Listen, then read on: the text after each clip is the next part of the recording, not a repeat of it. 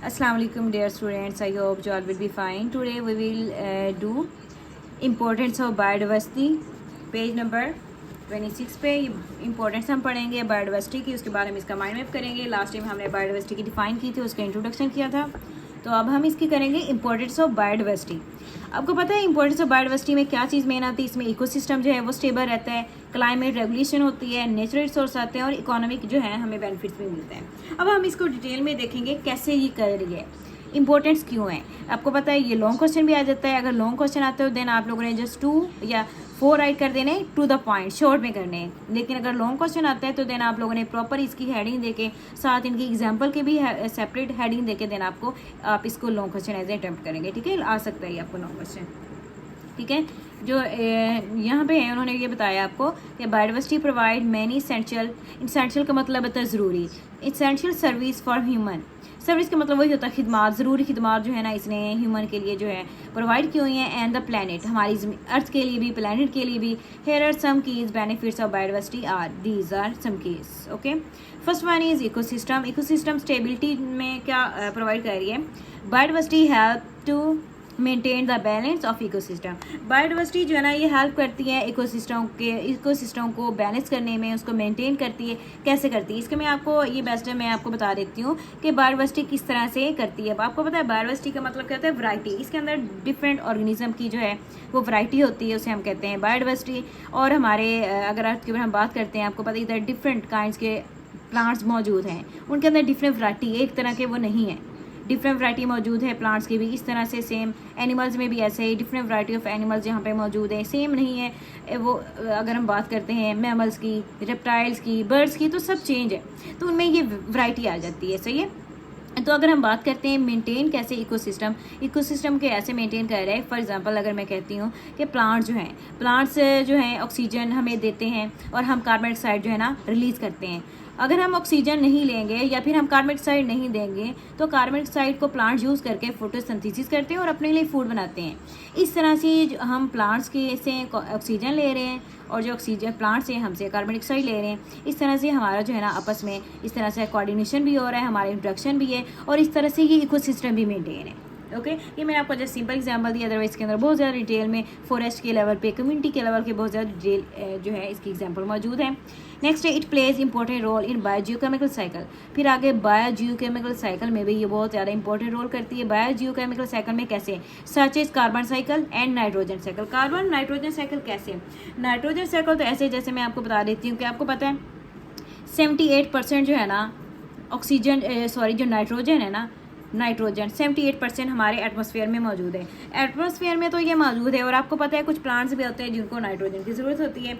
ये एक्चुअल में होता क्या है, जब बारिश होती है या फिर वहाँ से जो है बारिश होती है तो नाइट्रोजन जो है पानी के साथ भी मिक्स होकर नीचे अंडरग्राउंड आ जाती है, पानी के साथ नीचे, फिर पौधों में अंदर से वाटर टेबल में चल जाती है, सॉइल में चली जाती है, फिर सॉइल से जो है प्लांट्स नाइट्रोजन को कैरी कर लेते हैं, वहाँ से उसको ऑब्जर्व कर लेते हैं, इनटेक कर लेते हैं। और इसके बाद जो हमारा एटमॉस्फेयर है उसके अंदर भी नाइट्रिक एसिड भी बनता है, ऑक्सीजन मौजूद है, वहाँ पे जो है ऑक्सीजन नाइट्रोजन का आपस में जो है रिएक्शन होता है। और समटाइम जो अमोनिया है गैस भी होती है, उसके साथ भी जो है ऑक्सीजन और नाइट्रोजन वहाँ से आती है, दोनों का आपस में रिएक्शन होता है। एटमॉस्फेयर से जो नाइट्रोजन है वो नीचे आती है, नीचे सॉइल में आती है, सॉइल में देन प्लांट्स उसको एब्जॉर्व कर लेते हैं। एब्जॉर्व करने के बाद जो प्लांट्स हैं वो नाइट्रोजन की फॉर्म में अपने अंदर जो है different food as a fruit में, ये फ्लावर में इसको स्टोर करते हैं। और उसके समटाइम ये भी होता है जो ये बीन्स होते हैं, बीन्स के अंदर बहुत ज़्यादा नाइट्रोजन मौजूद होती है। ठीक है, देन जो बीन्स हैं वो दोबारा से हम या फिर अगर उसको एनिमल्स खाते हैं या ह्यूमन्स खाते हैं तो दोबारा से जो है वो डिकम्पोज होके या फिर सॉइल में चली जाती है और कुछ जो है वो दोबारा एटमॉस्फेयर में चली जाती है। इस तरह से जो है ये नाइट्रोजन का साइकिल जो है चलता रहता है। ओके, और इसके बाद इसमें नाइट्रिक एसिड भी आ जाते हैं जिसके अंदर नाइट्रोजन मौजूद होती है। किस तरह से ये एटमॉस्फेयर में मौजूद होती है, देन नीचे आती है। इनका प्रॉपर जो है साइकिल चलता रहता है, कैसे प्लांट में आई, देन प्लांट से देन ऑर्गेनिज्म में गई है, वहाँ से दोबारा से एटमॉस्फेयर में। किस तरह से रेन होती है, रेन में भी आती है, तो ये एक नाइट्रोजन साइकिल है और इस तरह से ये मेनटेन है। बायोजिकल साइकिल जो है ना ये इस तरह इकोसिस्टम को मेंटेन किया हुआ है। इस तरह से कार्बन भी सेम ऐसे है, आपको पता है कार्बन जो है ना हमारे बॉडी में मौजूद होती है, इस तरह से प्लांट्स को भी चाहिए होती है। इस तरह से जो कार्बन है प्रॉपर साइकिल इसका चलता रहता है। कार्बन जो है इसके कुछ अमाउंट जो है वो है होती तो वैसे कम, बहुत ही लिटल अमाउंट में ये हमें चाहिए होती है। कार्बन डाइऑक्साइड्स हैं जो है ये कार्बन की फॉर्म है, नीचे आती है, दैन ऊपर इसका भी एक साइकिल जो है वो प्रॉपर चलता रहता है। ये आगे डिटेल में आप लोग पढ़ेंगे भी सही। तो ये जो साइकिल्स हैं ये मेंटेन किया हुआ इकोसिस्टम है, अगर ये ना हो तो हमारे जो प्लांट्स हैं वो प्रॉपर ग्रो नहीं कर सकते, उनको ज़रूरत होती है इनकी। इस तरह से अगर प्लांट्स ग्रो नहीं होंगे तो सारी सी बातें हम सर्वाइव नहीं कर सकते, और हमें प्लांट्स की बहुत ज़्यादा ज़रूरत होती है क्योंकि हमें ऑक्सीजन लेनी होती है। इस तरह से नेक्स्ट है क्लाइमेट रेगुलेशन। क्लाइमेट आपको पता है, क्लाइमेट मौसम में जो तब्दीलियाँ आती है उसे कहते हैं। इसमें क्या रोल करते हैं plants and algae absorb carbon dioxide. जो प्लांट्स है और एल्गी आपको पता है किसे कहते हैं। सम टाइम आपने देखा होगा जहाँ पे पानी खड़ा होता है वहाँ पे कुछ दिनों के बाद आपने देखा होगा वहाँ पे ग्रीन कलर के ऊपर लेयर आ जाती है, बहुत थोड़ी सी थिक भी होती है, मोटी सी होती है लेयर, वो उसे हम कहते हैं एल्गी।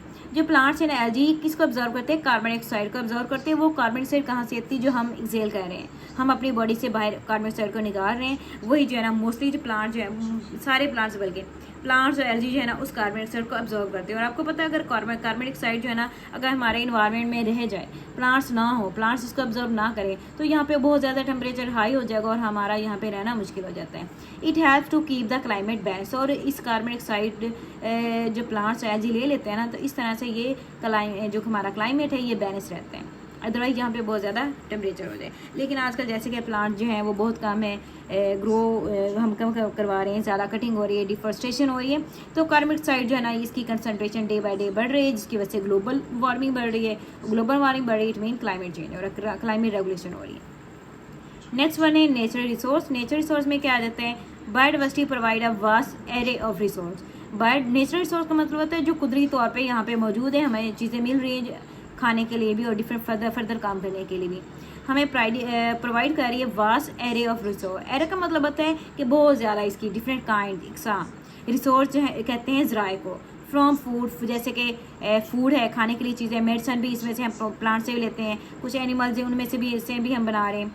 टू बिल्डिंग मटेरियल की घर बनाने के लिए भी हम बहुत ज़्यादा फूड का यूज़ करते हैं। एंड फ्यूल, और फ्यूल भी है जैसे कि लकड़ी को हम जला रहे होते हैं, ईंधन एज ए ईंधन, ठीक है, आग जलाते हैं तो ये भी एज ए फ्यूल काम कर रही होती है। तो ये इसके डिफरेंट नेचर रिसोर्स हैं जो हम अपने फ़ायदे के लिए लेते हैं, जैसे कि फूड है, मेडिसिन है और बिल्डिंग मटेरियल एंड फ्यूल, ठीक है। नेक्स्ट है इसका इकोनॉमिक बेनिफिट्स। हम इसको बेनिफिशियल कैसे लग सकते हैं, मतलब माशी तौर पे जो है ना ये कैसे हमारी हेल्प कर रही है। बायोडाइवर्सिटी सपोर्ट डिफरेंट इंडस्ट्री जो सनतें होती हैं उसको सपोर्ट करती है, जैसे कि एग्रीकल्चर ज़राअत की होती है, टूरिज्म सियाहत की होती है, फार्मास्यूटिकल जिसमें अद्वियात बनती हैं। ये डिफरेंट इंडस्ट्रीज़ हैं जो बायोडाइवर्सिटी के ऊपर ही डिपेंड करती हैं। एग्रीकल्चर में कैसे कर रही है, क्योंकि डिफरेंट क्रॉप्स जो हैं हम ग्रो करवाते हैं, देन उनको सेल करके हम अच्छी जो है ना अर्निंग कर रहे होते हैं। टूरिज्म में ऐसे है कि डिफरेंट हमने गार्डनिंग की होती है, डिफरेंट फार्म्स लगाए होते हैं, वहाँ पे प्लांटेशन की होती है, फिर वहाँ पे जो है सैर सियाहत, लोग बहुत ज़्यादा शौक से आते हैं वहाँ पे सैर तफरी करने के लिए, और वो एक प्रॉपर जो है ना हमारे एक इकोनॉमिक वे में हम उनको एज ए बिजनेस के तौर पे लेते हैं। कुछ लोगों ने बनाए भी हुए हैं, कुछ लोगों ने एज ए जू भी बनाए हुए हैं, उनमें उन्होंने कुछ प्लांट्स की स्पीशी रखी हुई है, बहुत अच्छे उन्होंने बागीचे और बनाए होते हैं ताकि लोग अच्छे से वहाँ पे आके सैर करें और उनको अर्निंग भी हो। नेक्स्ट है फार्मास्यूटिकल में अद्वियात बनती है, और ये अद्वियात जो है आपको पता है हर फील्ड में जो है हमें चाहिए होती है मेडिसिन में पेशेंट के लिए, तो ये भी इसकी डिफरेंट इंडस्ट्रीज में भी। और ये जो फार्मास्यूटिकल्स में ज़्यादातर प्लांट यूज़ होते हैं, बायोडाइवर्सिटी में से वही लेके आते हैं, और कुछ एनिमल्स भी यूज़ होते हैं ताकि उनसे हम मेडिसिन बना सकें। ओके, और यहाँ पे एक छोटा सा एमसीक्यू दिया हुआ था, ये आप लोगों ने कर लेना है कि यूनाइटेड नेशन हैज़ डिज़ाइन में 22 as a international biodiversity day. ये जो May 22 डे है ना, यूनाइटेड नेशन ने इसको बनाया था, डिज़ाइन किया था, और इसको हम इंटरनेशनल बायोडाइवर्सिटी डे के तौर पर सेलिब्रेट भी करते हैं। और ये क्यों सेलिब्रेट किया जाता है, प्रोटेक्शन ऑफ बायोडाइवर्सिटी की अवेयरनेस देने के लिए, ताकि हम अपनी बायोडाइवर्सिटी को क्या करें, उसको प्रोटेक्ट करें। ये वेरी इंपॉर्टेंट एमसीक्यूज है, आप लोगों ने इसको कर लेना है। और इसके बाद हम इसका कर लेते हैं, माइंड मैप कर लेते हैं। इंपॉर्टेंस ऑफ बायोडाइवर्सिटी में फर्स्ट वन क्या है, इकोसिस्टम स्टेबिलिटी है। कैसे इकोसिस्टम स्टेबिलिटी जो है वो है, बैलेंस होता है इकोसिस्टम कैसे, बायोजियोकेमिकल साइकिल में कौन से 2 साइकिल थे, carbon cycle and nitrogen cycle, ठीक है। उसके बाद आ जाता है क्लाइमेट चेंज कैसे है, प्लांट और एल्गी क्या करते हैं, वो एब्जॉर्ब कर लेते हैं किसको, कार्बन डाइऑक्साइड को वो एब्जॉर्ब करते हैं और ऑक्सीजन जो है ना वो देते हैं। ये देखो ऑक्सीजन जो है वो इनमें से आ रही है, और कार्बन डाइऑक्साइड जो है ना वो के फिर क्लाइमेट जो है ना वो बैलेंस रह जाता है, ठीक है। आप लोग जो है ना वो इस तरह भी कर सकते हैं, ये जो कार्बन डाइऑक्साइड है ना वो उसको ये एब्जॉर्ब कर रहे हैं, आप इधर भी एरो कर सकते हो, और जो ऑक्सीजन है आप इसका भी ये भी कर सकते हैं कि ये जो है ना ऑक्सीजन इनको दे रहे हैं ताकि ये जो क्लाइमेट है वो बैलेंस रह सके। सही है, क्योंकि कार्बन डाइऑक्साइड जैसे बढ़ती है तो क्लाइमेट जो है ना वो चेंज होता है, तो कार्बन डाइऑक्साइड जब मेंटेन रहेगी तो क्लाइमेट जो है ना हमारा बैलेंस रहेगा। उसके बाद थर्ड वन है नेचुरल रिसोर्स। नेचुरल रिसोर्स में आ जाता है, नेचुरल रिसोर्स हमें क्या प्रोवाइड करें, फूड है, मेडिसिन आ जाती हैं, बिल्डिंग मटेरियल आ जाता है, फ्यूल आ जाता है। नेक्स्ट है इकोनॉमिक बेनिफिट। इकोनॉमिक बेनिफिट्स की बात करते हैं तो ये हमें सपोर्ट कर रहा है डिफरेंट इंडस्ट्रीज़ में, एग्रीकल्चर, टूरिज्म एंड फार्मास्यूटिकल में। मैंने अभी आपको बताया था, ये माइंड मैप है, आप लोग इसको जो है नोट कर लीजिएगा अच्छे से, इसका आपका पूरा जो है टॉपिक लर्न हो सकता है अच्छे से। ओके, अल्लाह हाफिज़ एंड टेक केयर।